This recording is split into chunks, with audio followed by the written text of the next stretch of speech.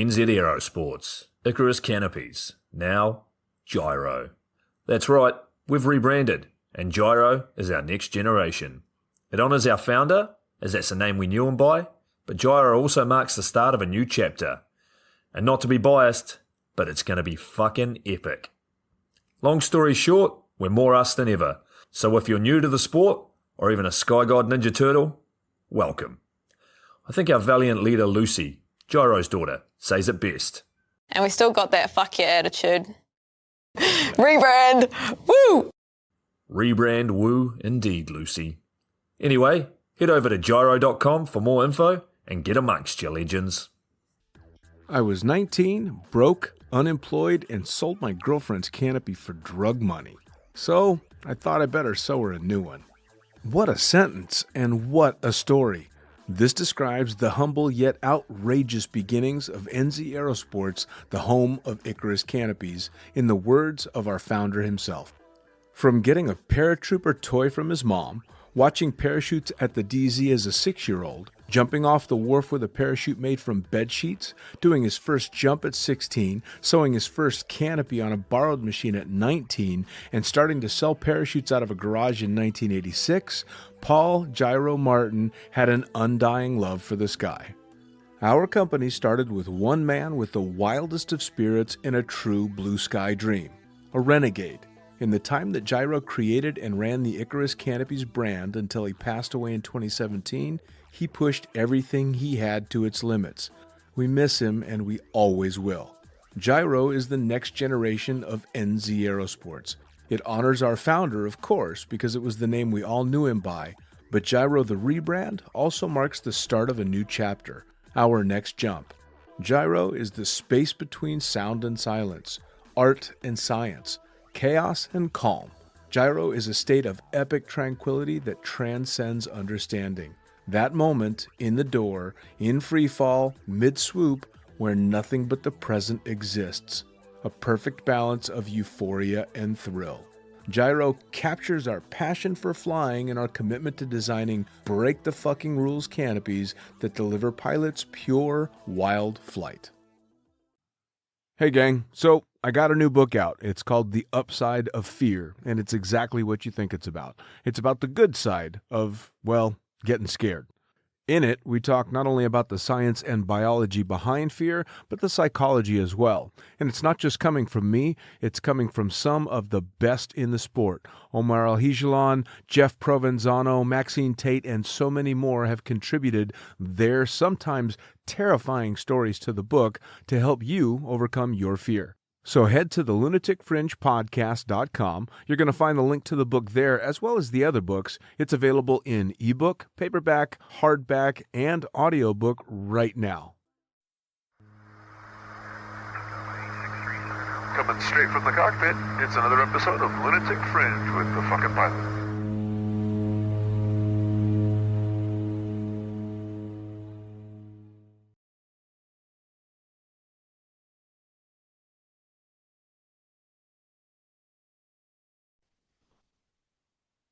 Ready, set, go! Back in the can for another edition of the Lunatic Fringe podcast and another friendly face on the other side of the line. Who the fuck are you, and what do you do? Hey, I'm Matt Fry. I'm a big way organizer, competitive skydiver, mountaineer, scuba diver, endurance athlete. I try to do a bit of everything, really. Dude, I flipped through your Facebook. I've done it a few times now, trying to figure out what angle I want to talk about the most, but you've done so much shit. I mean, I would go from, you just got back from Amadablam we were talking about, and then I'd flip a few more photos down, and there's you in a triathlon wetsuit, and then the next one's doing big way stuff. I mean, you're a busy dude. I try to stay busy, yeah. Just keep moving forward. That's a good thing. That's a good thing. So now, where are you these days? You're in Colorado? So I live in Denver, as much as I can, but especially the last year or so, I feel like I've been traveling so much, I'm never home. Well, especially if you just got back from Nepal and you said that that was an extensive trip out there.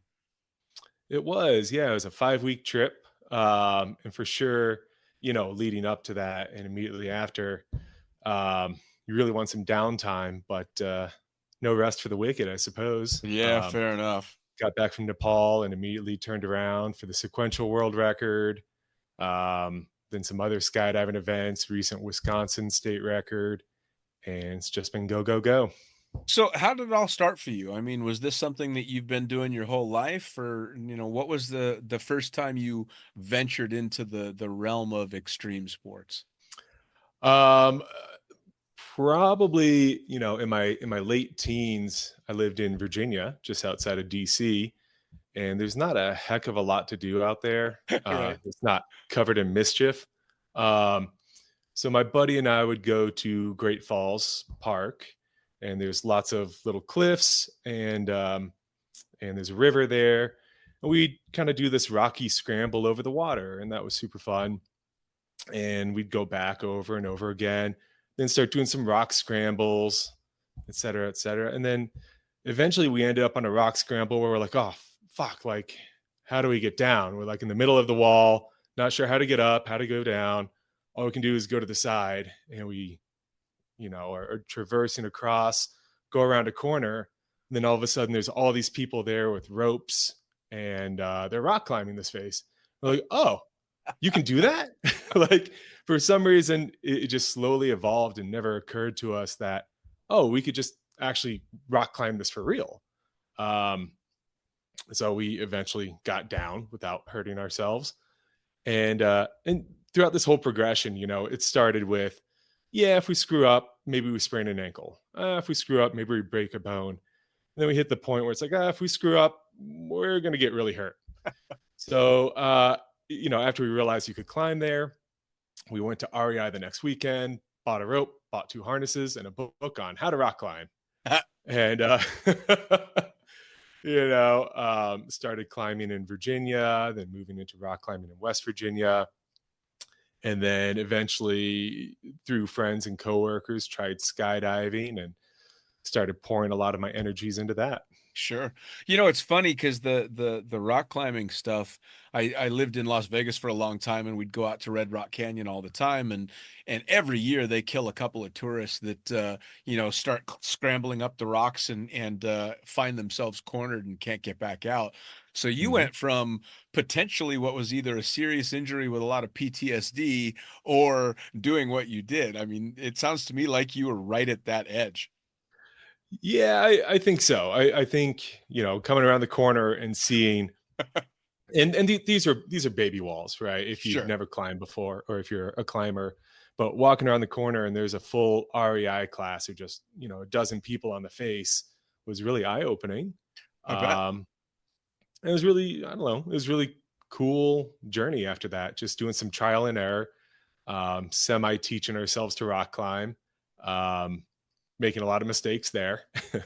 I mean, and that Yeah. rock climbing can be a very unforgiving sport to learn, even when you're with someone that knows what's going on. Because at the end of the day, Mhm. when you're on the pointy end of the rope, it's up to you to make sure that you're doing things correctly. So learning, man, your learning curve must have been through the roof.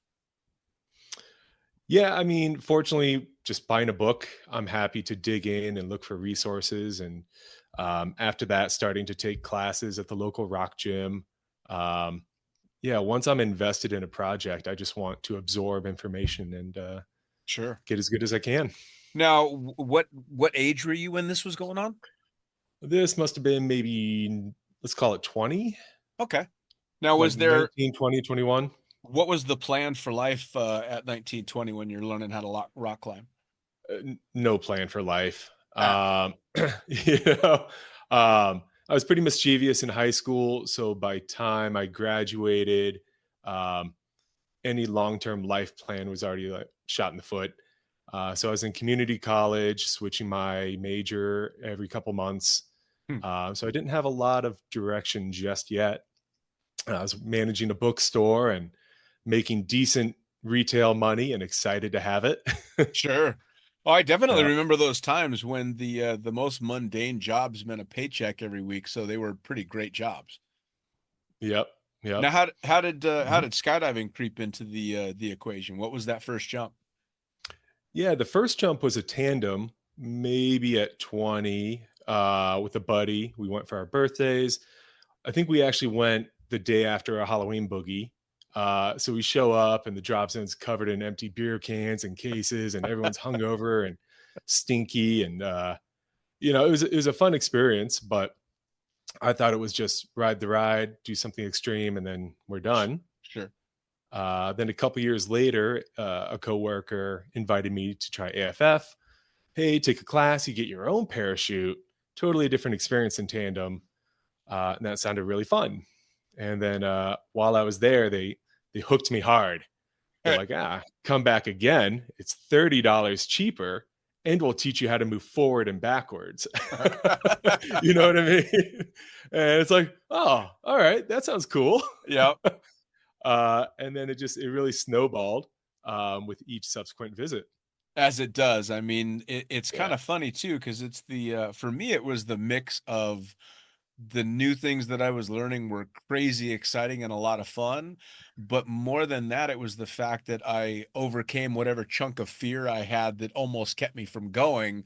And that mix together was just fucking intoxicating. It was, wait a second, I can overcome fear and kind of have fun doing it. Holy shit, this is amazing.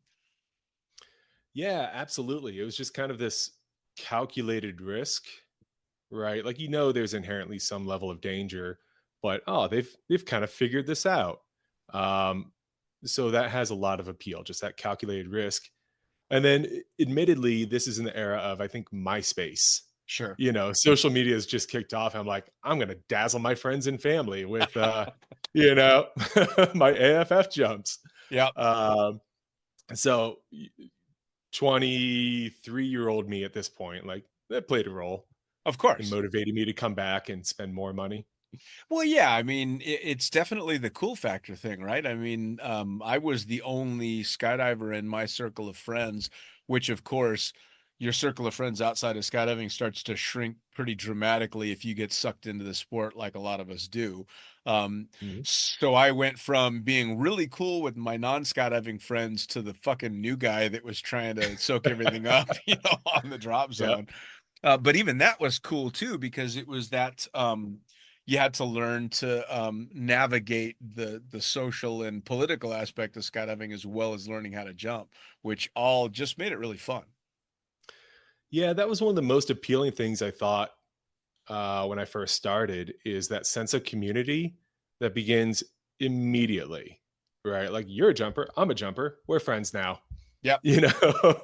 Yep. uh, and then the drop zones in Virginia still had this clubby feel.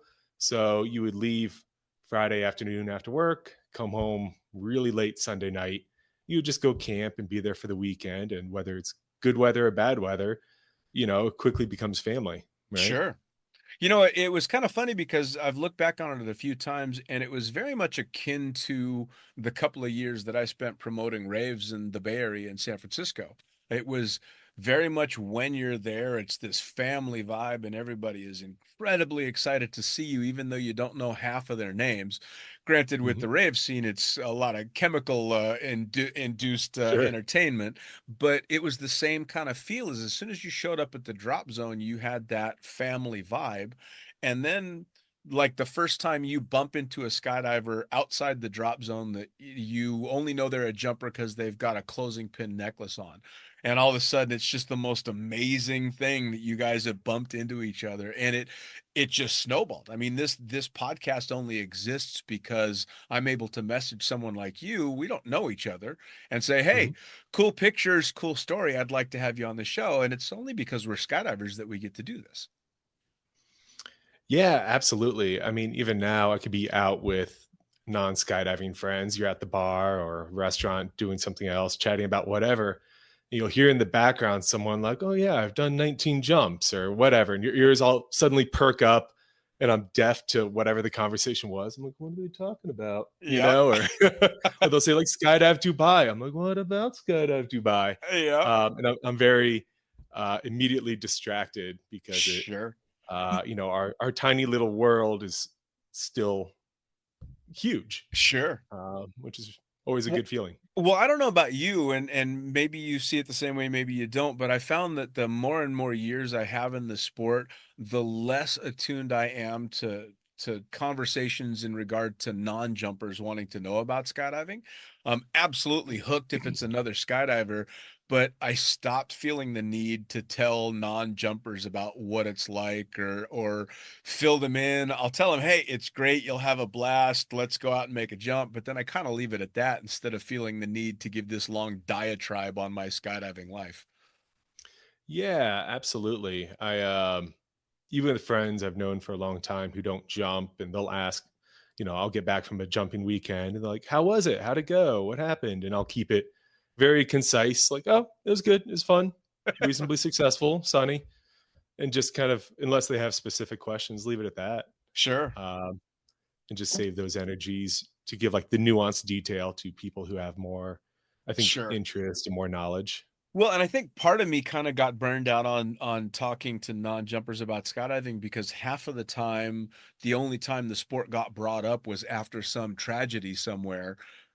And you just, it's a very difficult thing to explain the way that we as skydivers handle the negative things that happen in the sport so well, because most of us, obviously, if you stay in skydiving, you learn to deal with some of the bad stuff that comes along with it. But it's very hard to tell someone that's not in it what that's like. Yeah, absolutely. And that's why I really appreciate anytime we have positive news about Yes. skydiving, like in any and every capacity. Um, and sometimes, sometimes I'll catch myself. It'll be something that's not that impressive to a skydiver. You're like, they just did X, Y, and Z. But to the outside observer who doesn't jump, it's really impressive and really neat. And it goes viral. And that always paints the sport in a positive fashion. And, Oh yeah. anything we can do to encourage more of that, I think is great. The flare jump over Eloy. Hmm. Man, watching the social media world light up for 24 hours after that came out with people thinking fucking aliens were coming down to Earth. It was the greatest thing. All these TikTok videos and all these Instagram videos of people going, "Oh my God, what was that? What's happening?" The TikTok videos were the best. Like, Yes. out of everything that came out of the event, just the TikTok videos of "Whoa, man, aliens! It's got to be like just flipping out, Yeah. and I love it. It brings so much joy to my heart. Oh yeah. Well, and you kind of want to say, well, yeah, they're kind of aliens. I mean, they're alien to Mhm. you for sure. Right, You know? right. So back to the beginnings a little bit. You kind of got sucked into the sport through the added benefits that you keep getting from jump to jump. Yep. But when did you know, fuck, I think this is me now? Oh wow, that's a tough one.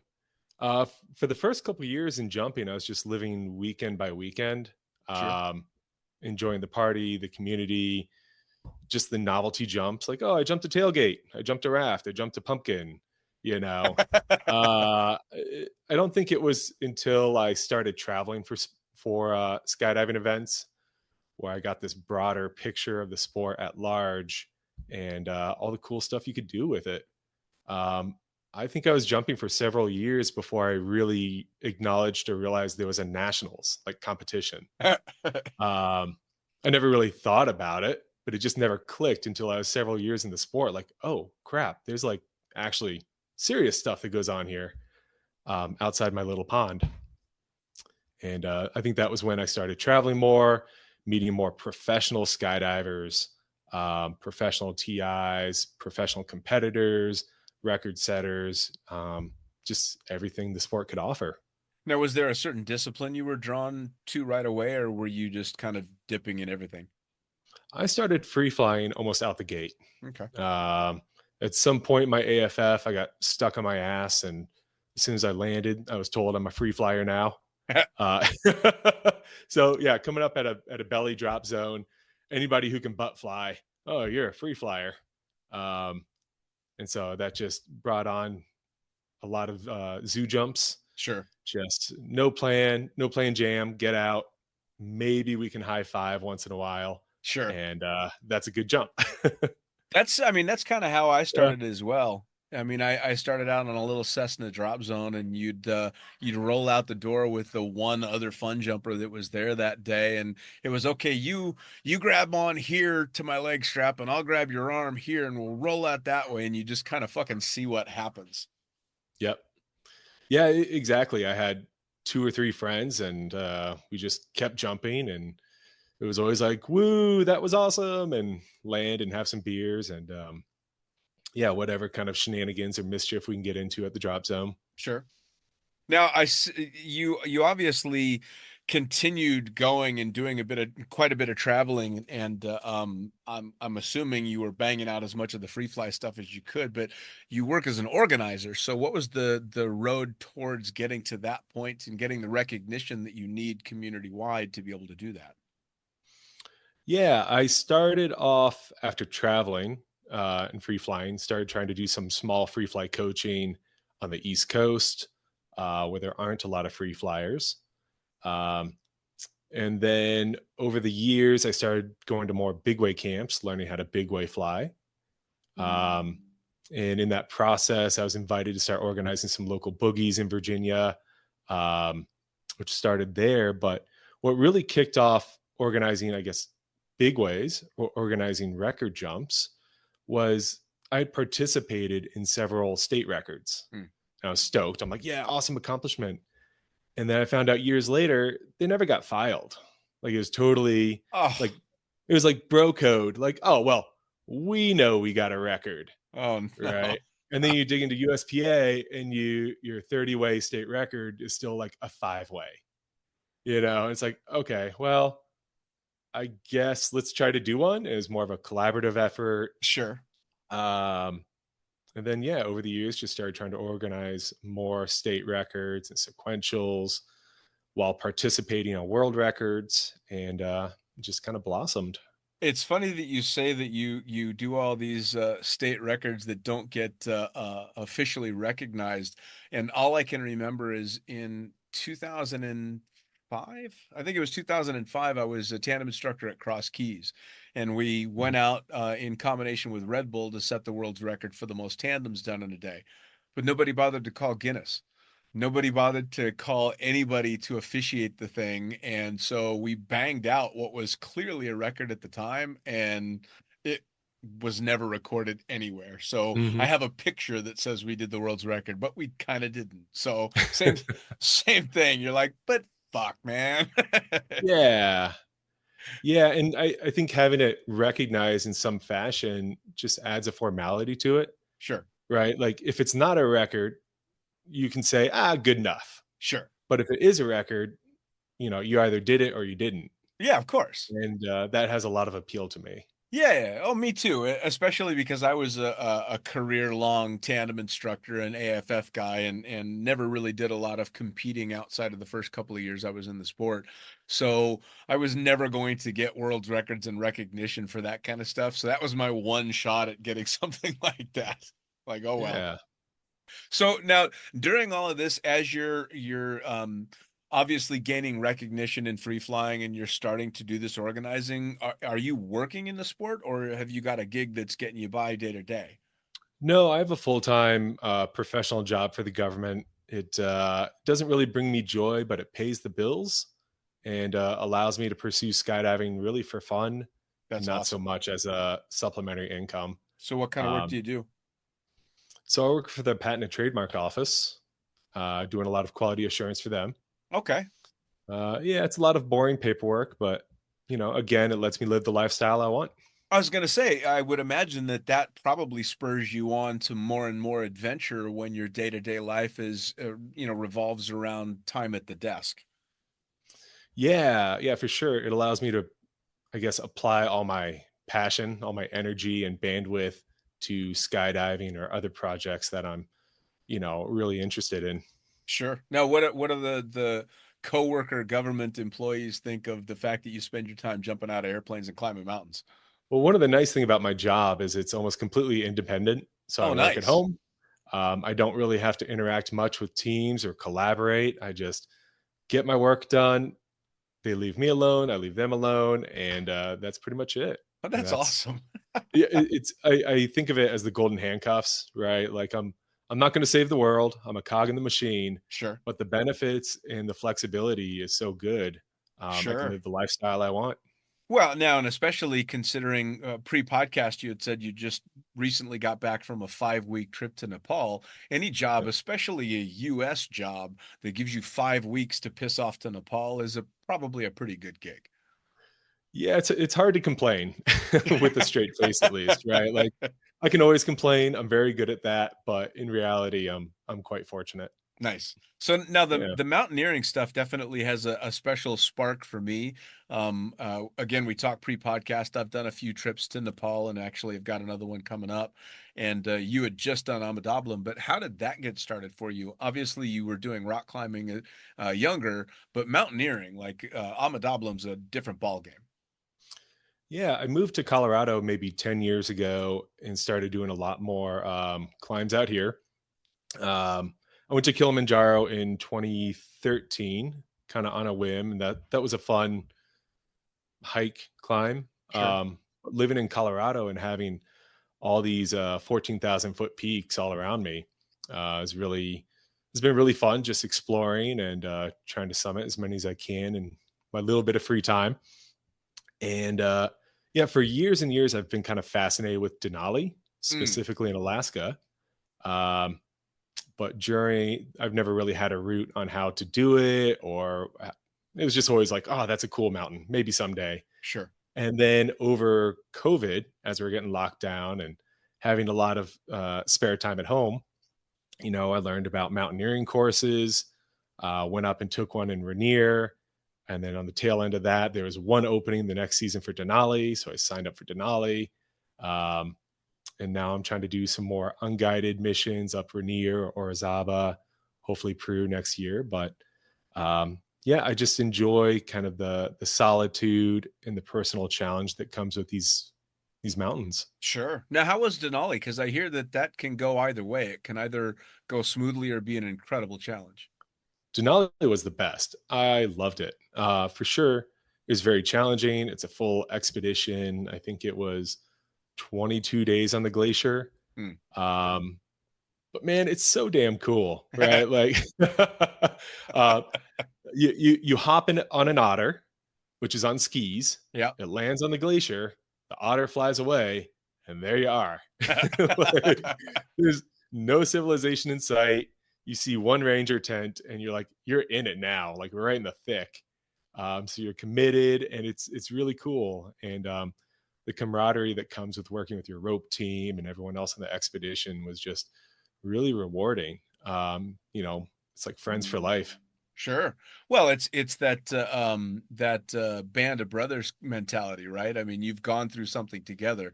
It's the same thing that I think does bond skydivers together to some degree because we're going out and doing something that, bar none, is dangerous, and everybody is aware of that. And you kind of have those special bonds with someone that's willing to step off that plane with you. It's got to be the same, if not more so, with someone that's willing to rope up with you because there's a lot of trust involved with being on the other end of a rope from someone. Yeah, absolutely. I mean, sharing a tent with somebody, being in a storm that's 40 below zero together. Yeah, kind of being in the suck, realizing you packed snacks you really don't want to eat. So someone being kind enough to share their Oreos, Sure. all the little things. And then like having a final summit push and people kind of like hitting the wall, Yeah. bonking out or realizing kind of their turnaround point. And it's very humbling and Sure. it's very vulnerable to like build a bond and then tell your friends and your brothers like I can't do it for whatever reason. Yeah. And yeah, when you show somebody that kind of vulnerability, I think that's the time that you really build those bonds. Sure. Some of my best friends over the years, our friendships have really peaked after they or I were injured. Mm. Sure. Like you're in this state of vulnerability and it makes or breaks that friendship, I think. Sure. No, absolutely. What do you think it is about people that makes some of us enjoy, to use your term, the suck so much, because I find myself drawn back to situations that when I'm in them are just fucking miserable in a wonderful way. Yeah, it's just this shared experience that's unique, I think, right? I mean, even in skydiving, now when I travel and it's a family reunion, we see our friends. When we talk about past events, almost never do we talk about, hey, remember that weekend that was so sunny, perfect weather, all the jumps went exactly as expected. Yeah, good times. Right. No, it's like, oh, remember what a slog this was? Then we landed in the corn and you tore your canopy and blah blah, like all this, like the crappy experiences. Yeah. Again, I think that's where bonds are forged. I completely agree. It's just it's kind of funny because after my last trip to Nepal, I would try and explain to people that hadn't done the base camp trek before that it's quite challenging for someone that's got no mountaineering experience, and no matter what, altitude is altitude. It kicks your ass, and when you're trying to hike with a full pack above 18,000 feet, there's no way to say it's enjoyable. It's not, but it's an accomplishment putting one foot in front of the other. Although I can't tell you why, I enjoyed it when I was there, because it really is just miserable when it's happening. But that sense of accomplishment when you kick your boots off and realize you made it somewhere you weren't quite sure you could is almost indescribable. Yeah, that kind of type 2 fun where the reward comes when it's all done, all Yep, said and over. You're not enjoying it in the moment, but you're proud of yourself for what you're able to accomplish through perseverance. And absolutely. that's a kind of fun and enjoyment like that really resonates with me. Sure. So, if we have somebody listening that is really attracted towards the idea of getting into the big way thing, but they don't really have a direction yet, I have a lot of listeners from a Facebook page called the Beginner Skydiving Forum that's got tons of members, and if one of them is listening and they're like, "That big way stuff sounds fantastic, but it looks terrifying," what advice do we have? Where do you get started with something like that, and how would you aim them? Yeah, that's a great question. In the past, whenever the record circuit would begin or big wave season would begin, the market would get flooded with 40 and 60 ways, which is obviously a little daunting to someone who's a little newer to it. What Project 19 did that I think was really awesome, they introduced this idea of like starting phase one camps, um, which is just the idea of having organized, smaller instructional big way camps with the goal of getting you up to speed to do larger events. Hmm, So essentially building the pipeline, sure. right? And I think that's a great idea. And since they did it in Project 19, we've seen Stand Together, which is the upright world record coming up, doing phase one camps, the vertical world record 200 way next year, starting with phase one camps. And this idea of essentially it's a longer strategy, like taking people who are beginners who want to get into big ways and give them a clear path to go all the way from beginner big ways to world records. Sure. And I think that's a successful strategy. And Project 19 did a great job at it, and we're all kind of plagiarizing from there. Sure. Now, for those even further back than that, what are the skill sets that you're looking to get as close to perfecting as you can before you should even start thinking about big way stuff? Yeah, the pretty much it's a safety consideration. Sure. One is, can you reasonably approach? So can you dive or float ish safely? Can you approach safely? And then can you break off safely? Mm, And to break off safely, let's say from head down, you need to be able to turn 180 degrees in place and do a controlled transition to a backtrack. mm. So that kind of goes through a bit of a backside angle fly, then a slow transition to your back. A lot of those skill sets will get developed at these phase one big wave camps, but you should be able to do some of those in smaller groups, 4, 6, 8, with reasonable predictability. And I'm imagining stuff like entry level angle camps and stuff like that are great starters for people trying to aim that direction. Yeah, huge. Uh, Being able to angle fly or at least have some exposure to it, plays a huge role, obviously in break off, Mm. getting away safely, but it also plays a role in the approach, Sure. right? So if you're floating, you're approaching a head down formation from below. So this is similar to a backside angle. If you're diving, being comfortable going really fast while still having that awareness. Um, and generally, if you're an angle flyer, you have that awareness to dynamically evaluate your approach vector and adjust it in a safe fashion. Well, sure, because I mean, some of these diving exits are coming from, last exit out the plane. They've got a great amount of distance to cover, not just vertically, but they've got an angle to work with as well. So the speed and the control has got to be incredibly precise. Absolutely. And then in the larger formations, we'll frequently use multiple aircraft, and the trail aircraft will be split where half of them are floaters and half of them are divers. But that usually puts maybe 4 flyers in the gray area. You're coming out in a maybe float, maybe dive situation, Right. and you have to quickly realize what's the situation and how do I adapt. Sure. Well, and Mhm. I mean, there's so many different things in play with something like that, right? I mean, I spent my time flying any big way stuff up at the front of the plane. So by the time the last person's out the door, my job's done. All I got to do Mhm. is keep the wings level and not get too close or too far away.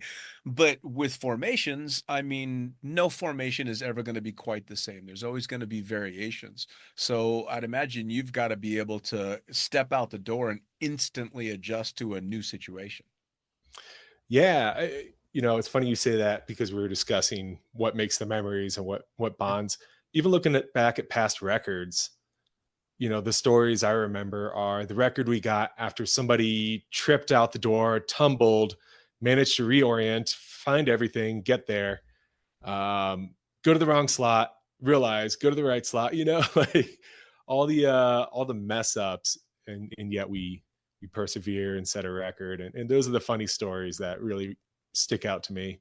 Sure. Well, and I mean, let's face it, with the big way stuff, there's a lot of drama that is involved in it as well, simply because you're obviously setting out with this collective goal that not necessarily everyone going out for is going to be up for.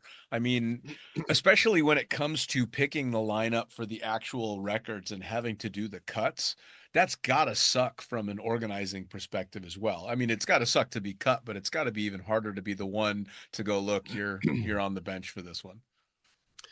Yeah. um Nobody wants to cut anybody, nobody Sure. wants to be cut. um Anytime I have to cut somebody, I view it as a failure on my part as an organizer. Either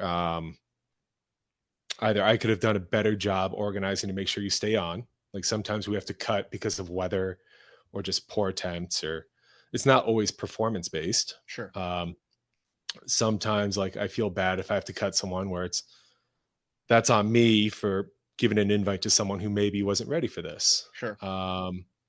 So yeah, like I hate having to cut somebody, and I try really hard to avoid it. Hmm. Um, but yeah, I think the records are stressful, not just for fear of cuts, but by definition, if we're doing a record, it's never been done before. So there's a huge element of unknown, especially at the world level.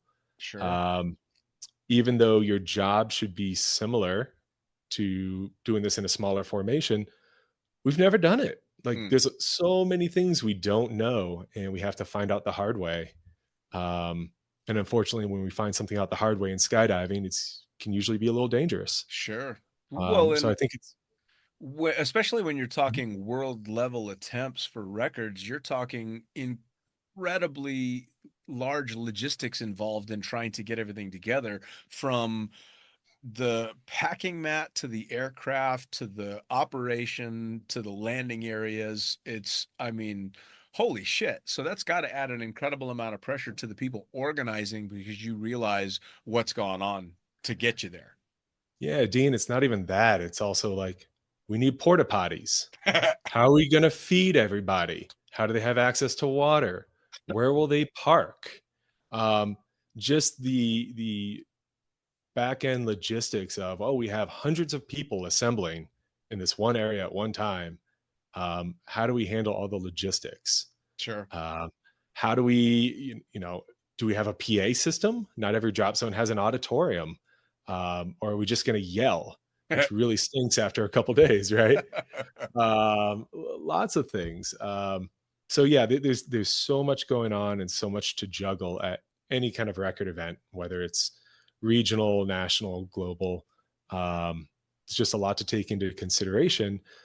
But so, anyways, long story short, I think that it's totally justified to be nervous and apprehensive when you come to these events for a myriad of reasons. Sure. So what is a Matt's just gonna go fuck around weekend look like? Right now, if I have a weekend, I'm sitting at home with my fiance and my dog. I got to be honest. Fair enough. But generally, if I have spare time, I just disappear into the mountains for a day or two. Nice. Especially in the winter, I really enjoy going up there, doing some high peaks by myself when it's snowy, quiet, there's nobody around. That's my go-to. There's something to be said for that for sure. I have fallen in love with wandering through snow-covered woods since moving to Finland. Just Mhm. getting out in the middle of nowhere and doing absolutely nothing, just wandering, doing your thing.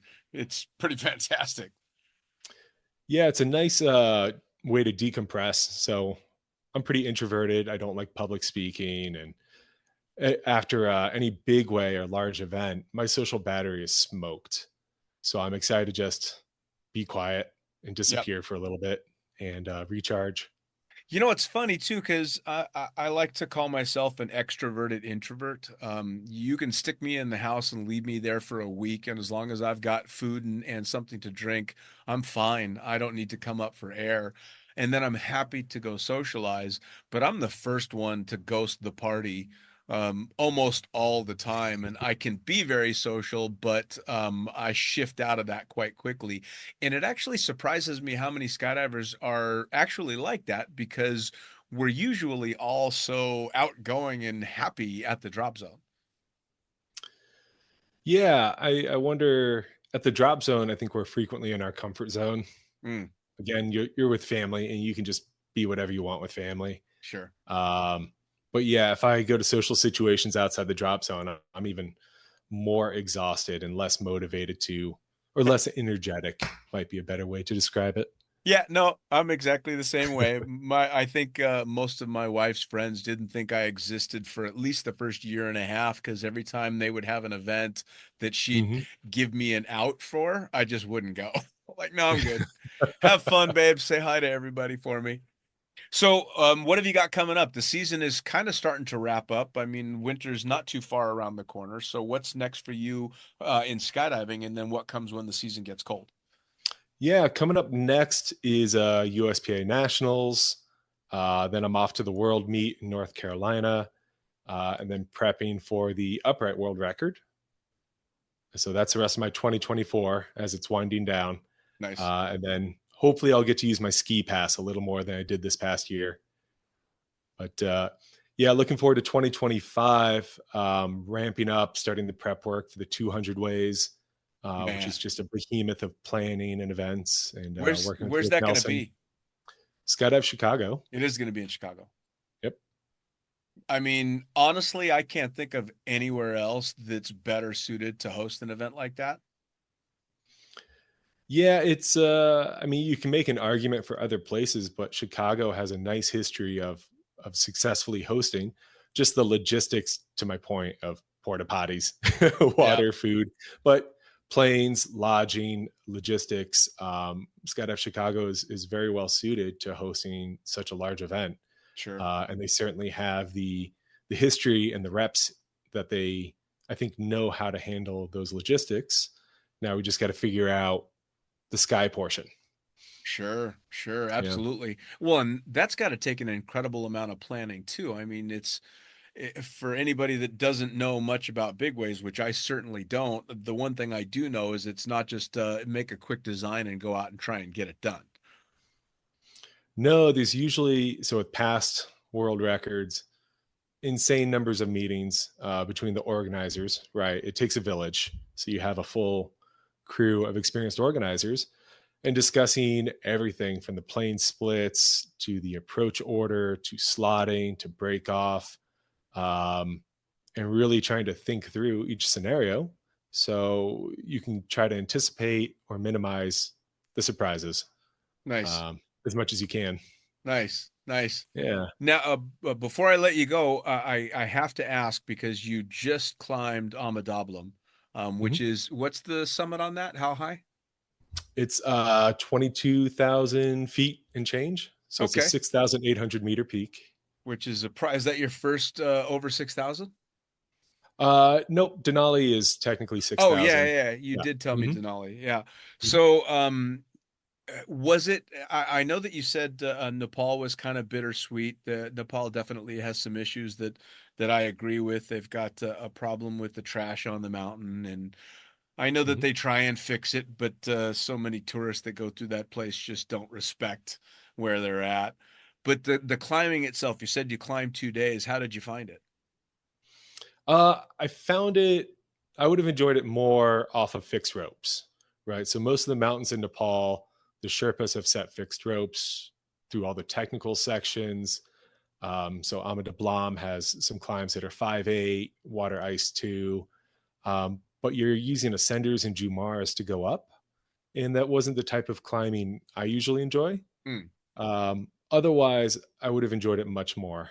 But logistically, it would take much longer to go set your own line, lead it. When you're doing thousands of vertical feet of mixed climbing, it's a time suck. Well, sure. Um, And I would yeah. imagine too, just for them alone, I mean, they've kind of gotten Nepal down with any of the popular peaks just down to almost a conveyor belt, right? Um, get up, get down because the lines are long and there's somebody behind you that needs that rope. Yeah, fortunately, I was the only person on the whole mountain, just me and my Sherpa, which was like very rewarding. But frequently in the fall, this mountain and other mountains, yeah, it's just an assembly line of get them up there, touch the top, picture time, get off. Sure. And the Sherpas are so incredibly strong and talented, but they're part of the machine. So if you want, they'll push and they'll pull, Yep. they'll get you there.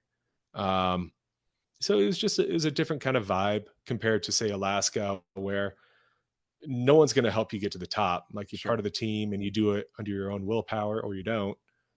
So it's just a different experience. Sure. Well, I think Nepal is geared a lot more towards, I hate to say it, somebody like me, who has done the routes that I've done there, and I've seen 5,700 meters, and I want to see 6,000 meters on my own 2 feet. So I'm going to go back on Mhm. a very guided, very overprotected, and I'm going to have somebody basically escort me up to the top of Island Peak because I want to say that I made it up that 6,000 meter peak and saw it for Mhm. myself, you know.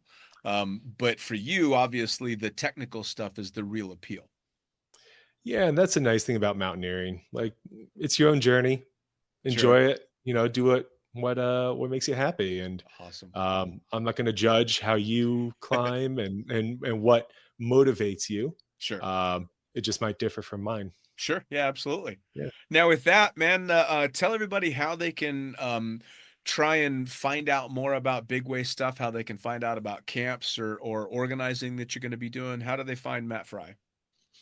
Yeah, easiest way. So Stand Together has a website with all the lists for the upright camps. Vertical Elite on the Skydive Chicago page has lots of stuff with upcoming camps.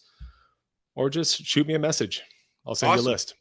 Well, I tell you what, man, you were as easy as can be. I sent you a couple of the messages. We chatted back and forth a little bit and we're able to set this up. And I really appreciate you taking the time from an incredibly busy schedule to kind of fill me in on the Big Way and mountaineering world. Absolutely. Dean, thank you so much for having me on. All right, Matt, thank you so much.